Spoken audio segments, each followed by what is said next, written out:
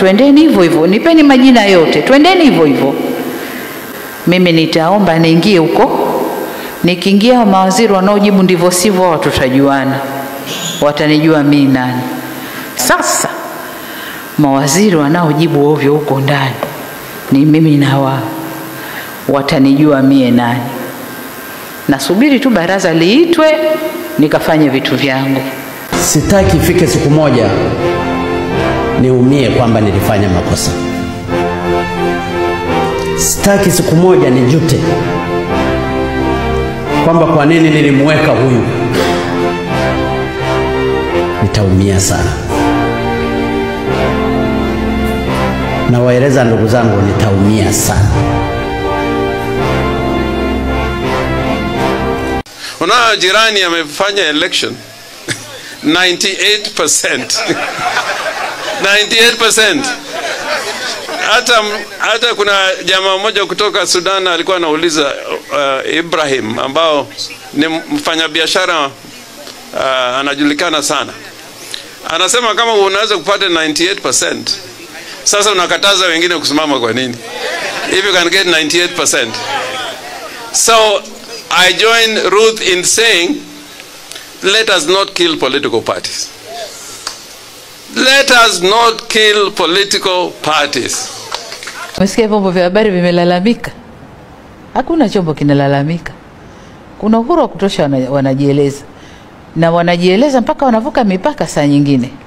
Tu nafasi ya ku-offload alicho nacho, atoe, umsikie. Kama kiongozi wasema, kumbe kuna lalamikiwa hiki, basi unakifanyia kazi. Kuliko ukiwabana, hawasemi, hujua wanafukuta na nini ndani, ile.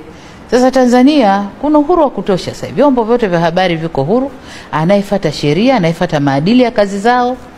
Naomba nitofautishe baina ya demokrasia ya kisiasa na fujo za kisiasa. Demokrasia ya kisiasa ni nini? Demokrasia ya kisiasa, tuna vyama vya siasa, wana vyombo vyao, wanajadili mambo yao. Kwa mfano baraza la vyama vya siasa, huko wanajichagua wenyewe, wanajadili mambo yao ya kisiasa, wanaelewana huko.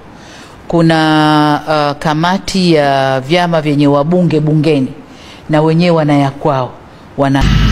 Ndugu zangu, nitumie fursa hii kutoa onyo kama mama, kutoa onyo kwa wale wote waliochochea uvunjifu wa amani. Na nawataka watambue kuwa vurugu na uvunjifu wa amani huishia kupimana nguvu na uwezo wa kujihami, ila mazungumzo huzaa mshikamano. Sasa tuchague lenye manufaa kwetu, kwani usalama wa taifa lolote hulindwa na wote kwa nguvu zote na gharama zozote. Ndugu viongozi na ndugu wananchi, kama kawaida kwa nchi zenye mfumo wa kidemokrasia, hualika waangalizi wa uchaguzi kutoka jumuiya za kimataifa na kikanda kuja kushuhudia mchakato wa uchaguzi. Uwepo wao huongeza uhalali wa juhudi zetu za kuhakikisha uchaguzi unafanyika kwenye mazingira ya uwazi, haki, heshima na utawala wa sheria. Kwa muktadha huu, tunazishukuru jumuiya zote zilizoleta waangalizi wa uchaguzi. Kutoka Afrika, tulikuwa na waangalizi kutoka Umoja wa Afrika AU, Jumuiya ya Nchi za Maziwa Makuu ICGLR, Jumuiya ya Maendeleo ya Kusini mwa Afrika SADC na Jumuiya ya Afrika Mashariki EAC. Pamoja na hao, tulikuwa na wengine kutoka maeneo mbalimbali ulimwenguni. Makundi yote ya waangalizi yameshatoa taarifa za awali, na tunawashukuru kwa kuwa nasi, na kwa heshima kubwa tumepokea maoni yao. Hata hivyo, kama alivyowahi kusema Rais wa awamu ya 3 ya Jamhuri ya Muungano wa Tanzania hayati Benjamin William Mkapa mwaka 2000 wakati akiapishwa kuwa rais, na hapa nanukuu kipande tu cha hotuba hiyo kinachosema: na washukuru watazamaji wa kimataifa kuja kushuhudia uchaguzi wetu ulivyofanyika. Walipotusifu, tumepokea sifa hizo kwa unyenyekevu mkubwa. Tumesikia pia waliodhani hayakwenda sawa na mengine hata sisi wenyewe tumeyaona. Maagizo ya kutuelekeza nini cha kufanya tumeyakataa. Ushauri wao tutauzingatia ili tufanye vizuri zaidi siku zijazo. Mwisho wa kunukuu. Ndugu wananchi, sifa moja ya mwanadamu ni kutokukamilika.